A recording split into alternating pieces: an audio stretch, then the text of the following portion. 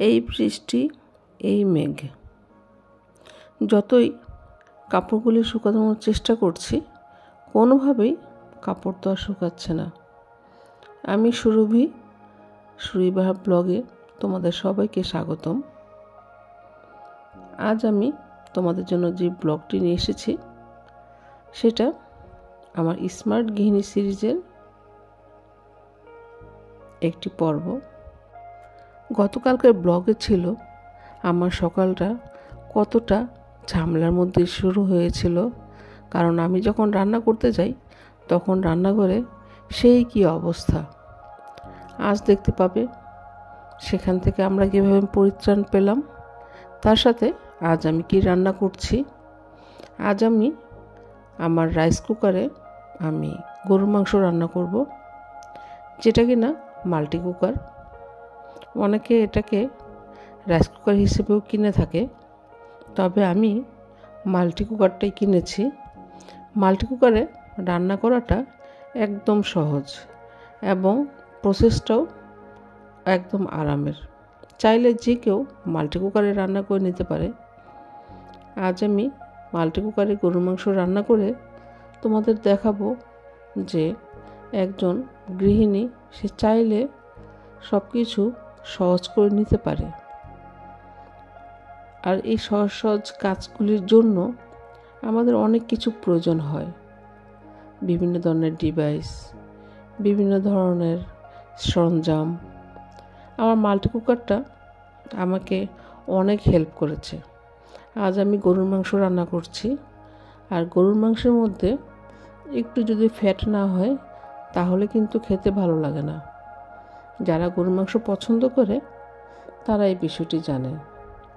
শুধুমাত্র তারা না, বাড়ির যারা গৃহিণী আছে তারাও কিন্তু জানে গরুর মাংসটা কম বেশি সবাই পছন্দ করে। আর গরুর মাংস একটু ফ্যাট না হলে মাংসটা রান্না ভালো হয় না। মাল্টি কুকারে লাইন দিয়ে এটার মধ্যে আমি অন করে দিলাম। আর মাল্টি কুকারে রান্না করাটা একদম সহজ। এটার মধ্যে আমি এখন সব কিছু দেওয়ার জন্য ব্যবস্থা করে নিচ্ছি। আর ছুটির দিনগুলিতে মাল্টি কুকারে রান্না করলে আমি অন্যান্য কাজগুলি খুব সহজে করে ফেলতে পারি, কারণ মাল্টি কুকারে রান্না করাটা এতটা ইজি। এখানে বসে থেকে বা নাড়াচাড়া দেওয়ার কোনো প্রয়োজন নেই, কারণ এটা পোড়ার ভয় নেই। আমি যখন থেকে মাল্টি কুকারটা কিনেছি তখন থেকে নানান রান্নায় আমি এটা ব্যবহার করছি। যেমন তোমাদের মধ্যে যারা আমার ব্লগ দেখো তারা দেখেছো আমি কুরবানির ঈদে মাল্টি কুকারে সেমাই রান্না করে নিয়েছিলাম। আমরা অনেক কাজ চাইলেই সহজ করে নিতে পারি। বাসায় যখন তখন পেঁয়াজ কাটা সম্ভব না, তাই বেশ কিছু পেঁয়াজ কেটে সেটাকে আমরা ফ্রিজে সংরক্ষণ করে নিই। ডিপ ফ্রিজে সংরক্ষণ করলে এটা ভালো থাকে। আমি পেঁয়াজটা দিয়ে দিব। তেল দেওয়ার পরে প্রথম কাজটা এটাই থাকে, আর এটা সব গৃহিণীরা জানে। পেঁয়াজটা দিয়ে দিচ্ছি। আর মাংস স্বাদের করতে চাইলে পেঁয়াজের পরিমাণটা একটু বেশি দিতে হয়। আর গরুর মাংস বলে কথা, গরুর মাংসে মশলাটাও একটু বেশি প্রয়োজন। তবে আমি চেষ্টা করি এটার মধ্যে গোটা শুকনো মরিচ দিয়ে দেওয়ার জন্য। গোটা শুকনো মরিচ এটার টেস্টটা যেমন বাড়ায়, এটার গন্ধটাও চেঞ্জ করে এবং ঝালের পরিমাণটাও বেশ ভালো হয়। আমি গতবার তোমাদের দেখিয়েছিলাম শুকনো মরিচ দিয়ে কিভাবে গরুর মাংস বাটা মশলার স্বাদ আনবে। ঠিক সেরকমই আজও রান্না করছি, শুকনো মরিচ দিয়ে বাটা মশলার স্বাদের রান্না। তবে এই টেকনিকটা কিন্তু অনেকেই জানে না যে বাটাবাটি ছাড়াও কিন্তু শুকনো মরিচ দিয়ে বাটা মশলার স্বাদের মাংস রান্না করা যায়। আমি এখানে গোটা কয়েকটা শুকনো মরিচ নিয়েছি। আর শুকনো মরিচগুলি চাইলে তোমরা ভেঙে দিতে পারো অথবা আস্তেও দিতে পারো, যেরকম পছন্দ করো তবে বাসায় যদি বাচ্চারা থাকে হয়তোবা আস্তে দিলে তোমাদের জন্য একটু সুবিধা হবে, বাচ্চারা সহজে খেতে পারবে। আমি অনেকগুলি শুকনো মরিচ দিয়ে দিয়েছি। আর শুকনো মরিচের টেস্টটা আসলে বাসায় যদি বাচ্চারা না হয় বড়রা সহজেই খেতে পারে, ছোটদের জন্য হয়তো একটু ঝাল হয়ে যায়। এভাবেই গোটা শুকনো মরিচ দিয়ে রান্না করে নিতে পারো সুন্দর একটা একদম ঝাল ঝাল বাটা মশলা স্বাদের গরুর মাংস। আমার এই মাল্টি কুকারটা আমি রান্না করে এতটাই আনন্দ পেয়েছি, আমি এটা রান্না বসিয়ে অনেক কাজ করে নিতে পারি, বাসার অনেক কাজ, সেটা বিভিন্ন ধরনের। হয়তো বা আমি এটা বসিয়ে দিয়ে ছাদে চলে গেলাম, বা রান্নাটা বসিয়ে দিয়ে আমি চুলার মধ্যে ভাত ডাল ওগুলি রান্না করছি, আর মাল্টি কুকারে মাংসটা হচ্ছে। এটা সময়ে সময়ে এসে দেখে গেলেই হলো। আর রান্নার একটা সহজ টিপস তোমাদের বলি, রান্নাটা যদি একটু দ্রুত করতে চাও, আর্লি করতে চাও, সেক্ষেত্রে গরম পানির কিন্তু কোনো বিকল্প নেই। গরম পানিটা রান্নার যেরকম স্বাদ আনে ঠিক সেরকম রান্না খুব দ্রুত হয়। আমার তো ইলেকট্রিক কেটলিটা অনেক উপকার করেছে, আমি বেশ উপকার পেয়েছি। আমি আমার রান্নার কাজে যখনই রান্না করি আমি ইলেকট্রিক কেটলির মধ্যে গরম পানিটা দিয়ে নিই। আর এখানে হলো গোটা এলাচ, তার সাথে জিরা। আমি এলাচ এবং জিরা এই দুটোই বেটে রান্না করি। এই দুটোই বাটা মশলা আমার গরুর মাংসে যায়, কারণ গোটা জিরা আর এলাচটা দিলে খাবারের টেস্টটা ভালো হয়। আর আমাদের মধ্যে অনেকেই আমরা আছি যারা প্লেটে যদি এলাচটা পড়ে তাহলে কিন্তু খেতে ভালো লাগে না। সেক্ষেত্রে এলাচ যদি বেটে দেওয়া যায় সেক্ষেত্রে এটার টেস্ট ভালো হয় এবং প্লেটে পড়ারও কোনো সম্ভাবনা থাকে না।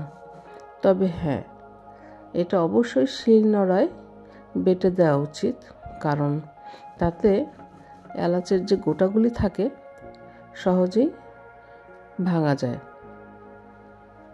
আমি অনেক সময় হয়তো বা শিলনোড়ায় একটু ছেঁচেও দিয়ে দেওয়ার চেষ্টা করি, কিন্তু আমার মনটা আসলে মানে না, তখন আবার বেটেই নেই।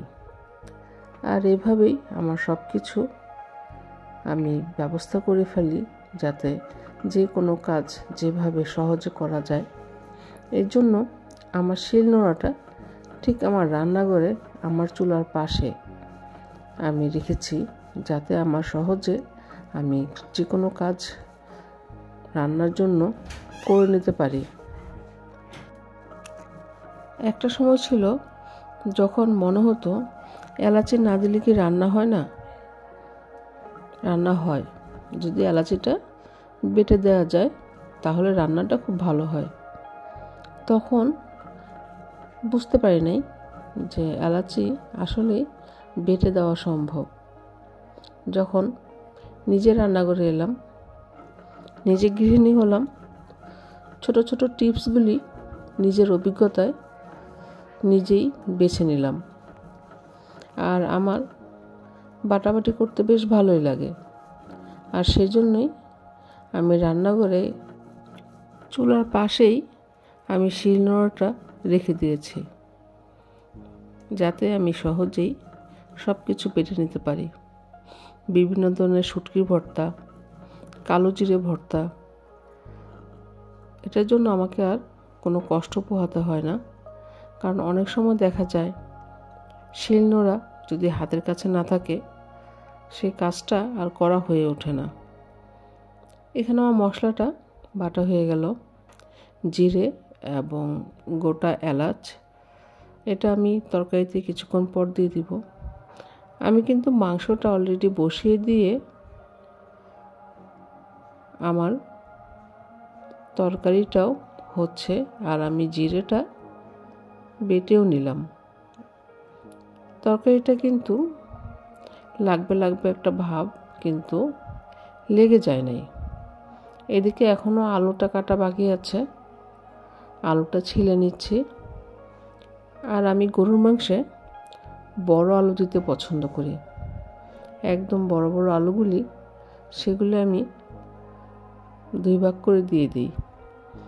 আর বাসায় যেহেতু সবাই আলু খুব পছন্দ করে, বিকেলের নাস্তায় একটু মাংসের আলু ঝোলের সাথে মুড়ি আমাদের বাসায় বেশ চলে। তোমরা খাও কিনা কমেন্টসে জানিও তো। আমাদের বাসায় ছাদ থেকে একটু পুদিনা পাতা নিয়ে এলাম, আর তার সাথে মাংসের একটু আলু ঝোল, মাংস না হলেও চলে, একটু পেঁয়াজ, একটু কাঁচামরিচ, হয়ে গেল মুড়ি মাখা। আর এভাবেই আমাদের আলুর প্রতি ভালোবাসা সবার যুগ যুগ ধরে চলে আসছে। ছোটোবেলাতেও আমাদের বাসায় আমাদের রান্নায় আম্মু আলুটা একটু বেশি করে দিত, কারণ আমরা 2 বোন আলুটা অনেক বেশি পছন্দ করি। আর তার পরম্পরায় এখন আমাদের সন্তানেরাও আলু পছন্দ করে, আলু ছাড়া কিছু খেতেই চায় না। এর মধ্যে যাকে বিয়ে করেছি সেও মাংসের মধ্যে আলুটা খাবে, কিন্তু মাংসটা খাবে না। মাংসটা রেখে দিয়ে সে শুধু আলুটাই খেয়ে নেয়। তাই বাসায় মাংসের থেকে আলুর পরিমাণটাই বেশি। তোমাদের মধ্যে হয়তো বা অনেকেই ভাবতে পারো, কি ব্যাপার, মাংসের পরিমাণ এত কম, আলুর পরিমাণ বেশি কেন? কারণ দিন শেষে দেখা যায় আলু খাওয়া হয়ে গিয়েছে আর মাংসটা পাতিলাতেই রয়ে গিয়েছে। পরে দেখা যায় সেই মাংসটা আবার নতুন করে আলু সিদ্ধ করে হয়তো বা দিয়ে দিতে হয়, একটু মশলায় কষিয়ে নিয়ে। সেই টিপসটা আরেকদিন বলবো। তো আমি তরকারির মধ্যে দিয়ে দিলাম আলু, আর এরকম বড় বড় আলু বাসায় সবাই খেতে দেখতে খুব পছন্দ করে। আমি আলুটা চেষ্টা করি যতটা সম্ভব একটু বড়ই দিই, মাংসর থেকে আলুর পরিমাণটা যেহেতু বেশি থাকে, তারপর আলুর সাইজটাও বড় থাকে, আর সবাই আলু প্রিয়। আর আলুর এত বন্দনা করছি, মনে হচ্ছে যেন আলু আমাকে বন্দনা করার জন্য পেট করতেছে। যাই হোক, আমি আমার কথা বললাম, তোমরা তোমাদের কথা বলো। তোমাদের বাসায় সবার আলুটা কেমন লাগে?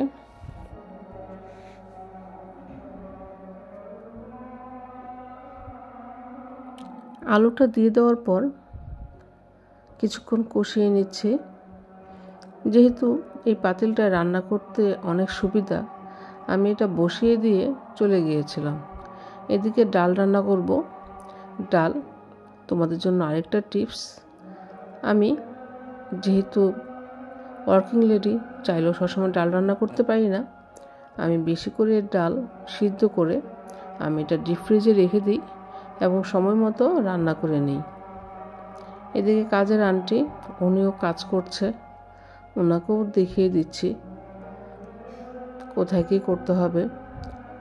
শুক্রবার হলে মনে হয় যেন সব কিছু মিলিয়ে একটা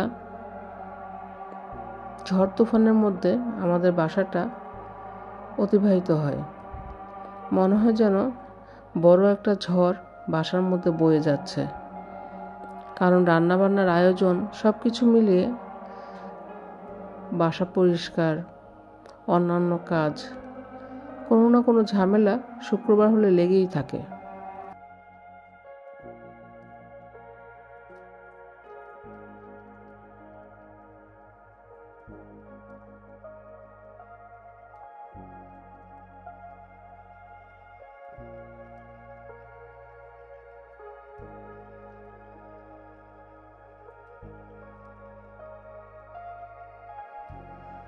এদিকে আমার যে জিরে মশলাটা ছিল সেটা দিয়ে দিলাম, এখন নেড়ে চেড়ে নিচ্ছি। আর বাটিটায় একটু গরম পানি দিয়ে সেটাকেও দিয়ে দিব। কষ্ট করে বেটেছি। আর এই কাজগুলি ছোটোবেলা আমার নানার বাড়ি থেকে, আমার নানির কাছ থেকে, মামিদের কাছ থেকে শেখা। কারণ যখন তাদের সাথে থাকতাম এই কাজগুলি খুব লক্ষ্য করতাম, তারা কিভাবে কাজগুলি করছে। আর এভাবেই তখনই হয়তো বা আমার হাতে খড়ি হয়ে গিয়েছিল। যদিও আমার বিয়ে অবধি আমি রান্নাঘর কি জানি না। এদিকে এটা ভাবছো কি তোমরা? এটা হলো মেহেদি।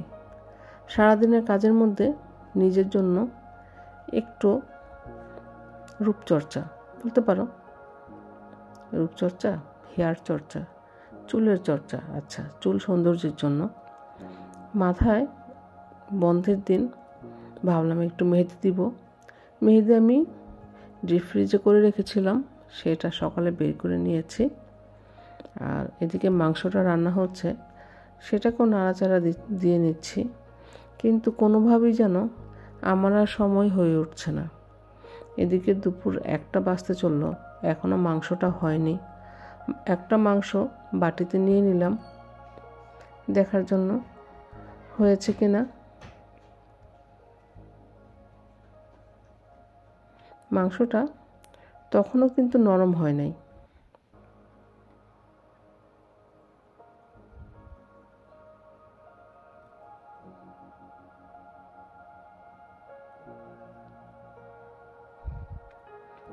আন্টি এইমাত্র পরিষ্কার করে গিয়েছে, যে কারণে এগুলি সব কিছু অন্যদিকে রাখা ছিল, আবার সেট আপ করে রাখলাম। রান্নার মাঝে মাঝেই দেখা যায় অনেক বাটি, প্লেট, তারপরে বিভিন্ন থালা বাসন তো হতেই থাকে, সেগুলোকেও পরিষ্কার করে নিতে হয়। সেই জন্যই বলেছি মাল্টি কুকারে রান্না করলে একটু ঝামেলাটা কমই হয়, অন্যান্য কাজগুলি ওই সময়গুলিতে করে নেওয়া যায়। একদিকে আমার চুলায় রান্না হচ্ছে ভাত, ওদিকে হচ্ছে মাল্টি কুকারে গরুর মাংস, আর তার সাথে আমার পরিষ্কারের কাজ চলছে।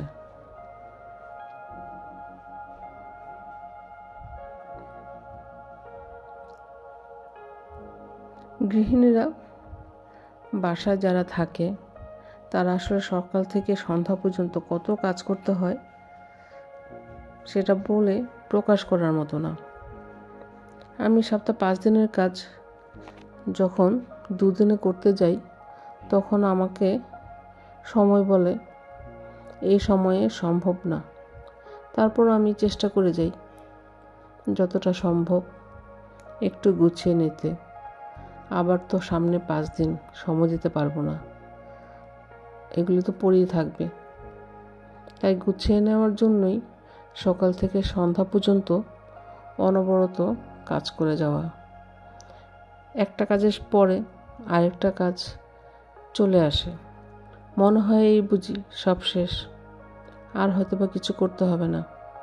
কিন্তু না, কোনো না কোনো কিছু দেখা যাবে আমাকে টেনে নিয়ে আসবে রান্নাঘরে। আর এখনও তো রান্না চলছে। শুক্রবার বর নামাজ পড়তে গিয়েছে মসজিদে, এর মধ্যে আমার রান্না করা শেষ করতে হবে।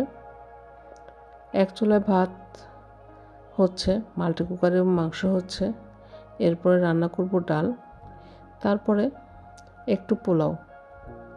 শুক্রবার না হলে পোলাওটা রান্না করতে হয় না, কিন্তু শুক্রবার হলে পোলাওটা করতে হয়। এদিকে রান্নাটা ঠিকঠাক হয়ে যাওয়ার পর আমি মেহেদি দেওয়ার জন্য চলে এলাম, কারণ এখনও মাংসটা পুরোপুরি নরম হয় নাই। মেহেদিটা কিছুক্ষণ তো রাখতে হবে। বর মেহেদি একদমই পছন্দ করে না, সে নামাজ পড়ে আসার আগেই আমার মেহেদিটাকে দিয়ে কিছুক্ষণ রেখে মাথা ওয়াশ করতে হবে, নইলে মেহেদির গন্ধ তার আবার সহ্য হয় না। মেয়েদের সব দিকেই লক্ষ্য রাখতে হয়, স্বামী কি পছন্দ করে কি করে না, সব কিছু। মেহেদি আমি মোটামুটি 40 থেকে 50 মিনিট রাখার চেষ্টা করি। সময়ের অভাবে হয়তো বা কখনো 30 মিনিটে ওয়াশ করে ফেলি, কারণ যারা পছন্দ করে না, নিজেদের ইরিটেট মনে করে, তাদেরকে ইরিটেট করার তো আমার কোনো অধিকার নাই। এর মধ্যে বৃষ্টি হলো, বৃষ্টি হয়ে মোটামুটি অনেকটা থেমেই গিয়েছে। যখন ভাবলাম ছাদের কাপড়গুলি আছে নিয়ে আসবো, তখন দেখলাম বৃষ্টিটা হয়ে থেমে গিয়েছে। ছাদে গিয়ে লাভ নেই, কাপড়গুলো অলরেডি ভিজে গিয়েছে।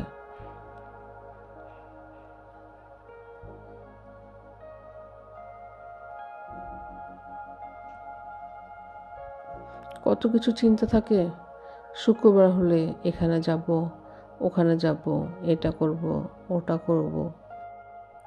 আজ এটুকুই। এরপর আগামীকালের পর্বে তোমরা দেখবে আমার তরকারিটা মাল্টি কুকারে কেমন হলো। ততক্ষণে সবাই ভালো থেকো।